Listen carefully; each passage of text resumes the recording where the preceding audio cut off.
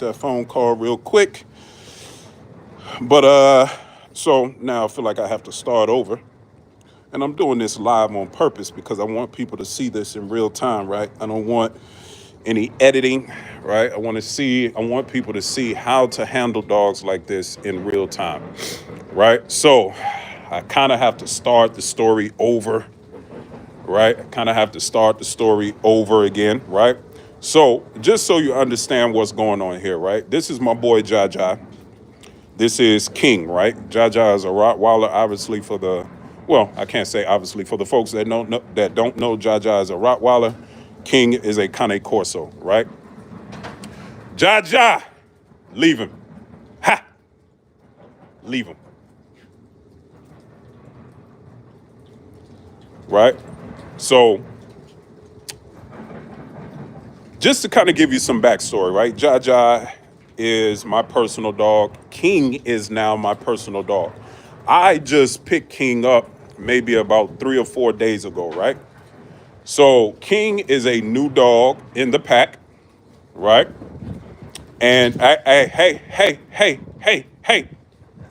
leave him, right? King is a new dog in the pack, right?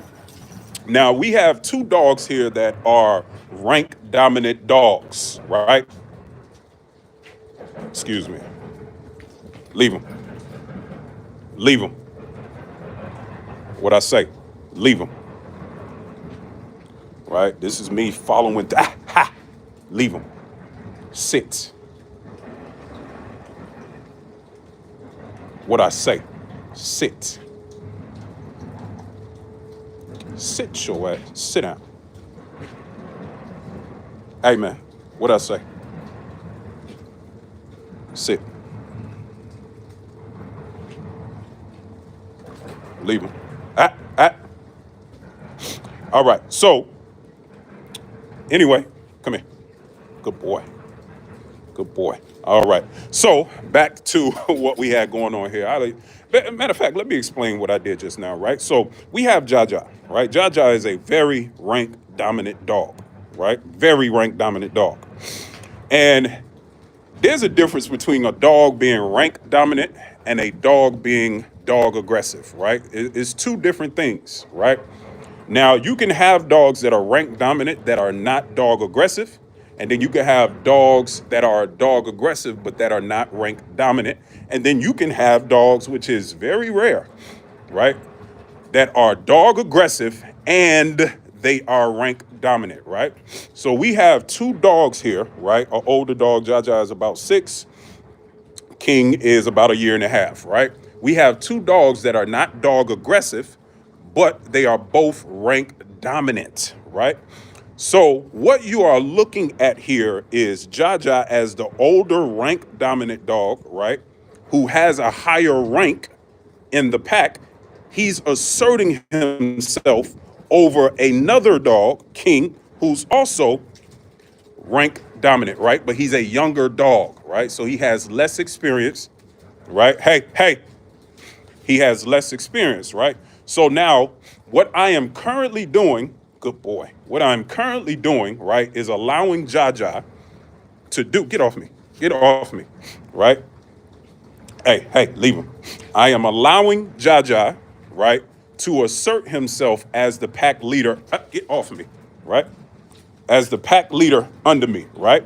So now, as you can see, he's coming to me for reassurance, right?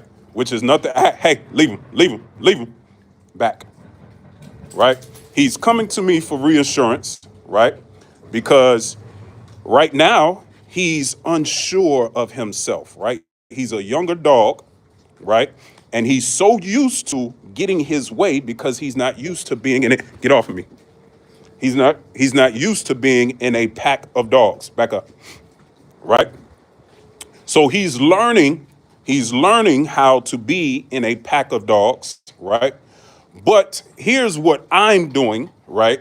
As the ultimate pack leader, I'm allowing him to assert himself, right?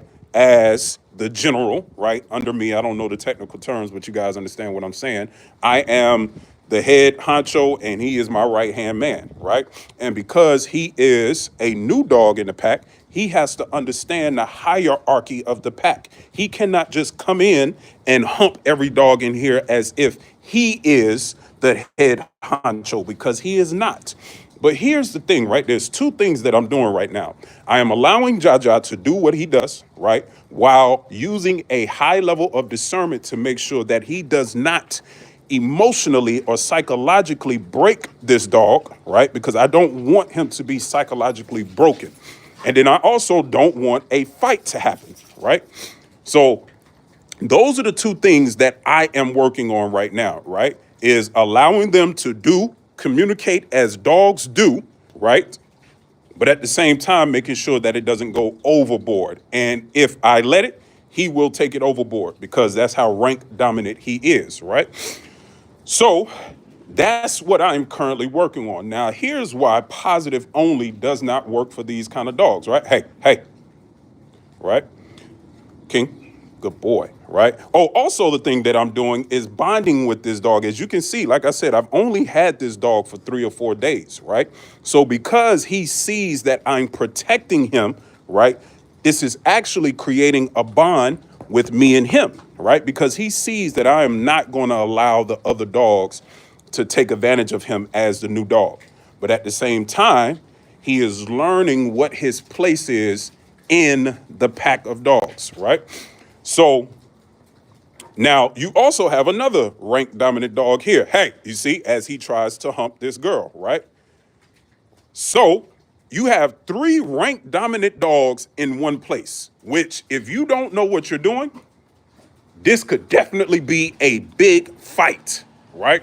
Now, here's where a lot of people miss the bus, especially people that are extreme, what's the word? Extremist. That's the word. Hey, leave him, right? Now, she's a girl, right? So this would be more natural because she's a girl. These are boys. So when you see boy dogs hump other boy dogs, they're not trying to mate. They're actually trying to assert themselves, right? And create hierarchy in the pack. Leave them, right? So that's the difference. So anyway, I'm trying to stay on point, but at the same time, break down what you're looking at in real time. Leave them. Yes, there we go. Sorry, got a phone call. So yes, so I'm doing 3 things at one time, like I said, right? I am allowing Jaja to assert himself as the head of the pack outside of me, right?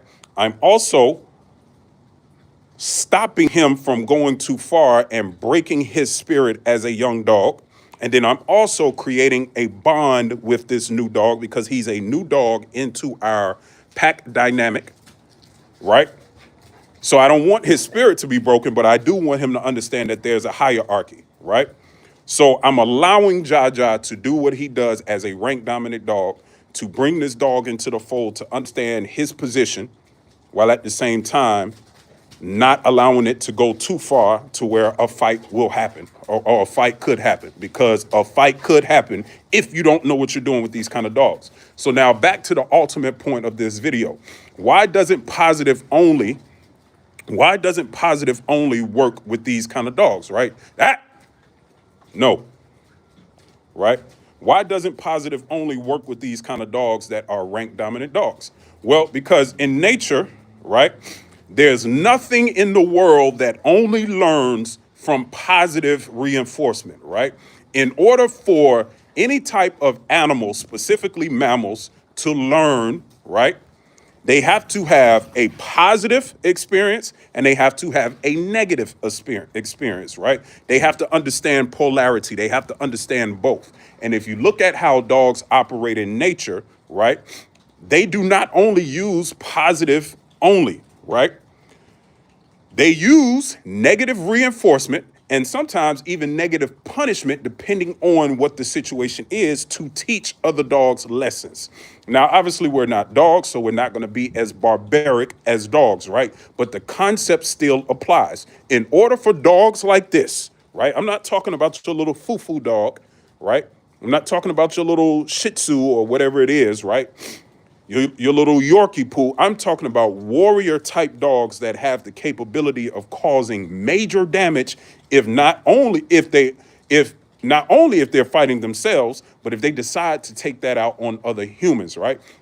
So all of this, what you're looking at is signs of submission from him, right? Licking the chin. Hey, man. Hey, Cookie, right? So I had to regulate that because I didn't want that to start a fight between these two, right? So all of this is signs of submissions, right? Signs of submission from King here to Jaja, right? And this is what I want. I want him to understand that, hey, look, man, you can be yourself, but understand that there's a hierarchy. And right now, you are not at the top of that hierarchy. So when King goes and try to hump this dog and hump that dog, I want you to understand that that could possibly start a fight because he is the head honcho, and that is a sign of disrespect. Nah, ha! Hey, no. Right? So even that right now, him trying to mount him, ha, leave him. Right? That could have started a fight. Because again, he is a rank dominant dog. So he has to learn. He has to learn that he cannot do that. Right? He has to control his impulses to hump other dogs in the pack because we do not want a fight to break out. Now, if these dogs was in nature, oh, they would have been fighting already. Right? They would have been fighting already. He would have probably, the best man wins, right? So if he would have won the fight, then he would have won that got kicked out of the pack. If he would have won the fight, then he was the one that was going to get kicked out of the pack or would have had to submit, right? But see, again, because we're living in a civil world, we don't want fights to happen. So this is when I see, right, when it's getting out of hand, this is when I step in and say, that's enough, right? Then I assert my dominance in that situation, right? But again, if you don't know what you're doing, right, and you have dogs like this and you believe positive only is going to work on dogs like this, you're going to have a hard time having dogs like this, right? You're going to have a hard time because it doesn't work.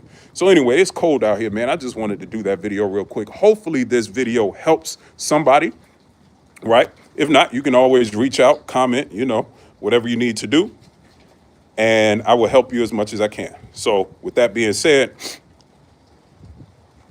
until the next video, you are the master of your fate, the captain of your soul. Stay safe, better yet, stay dangerous. Peace and prosperity.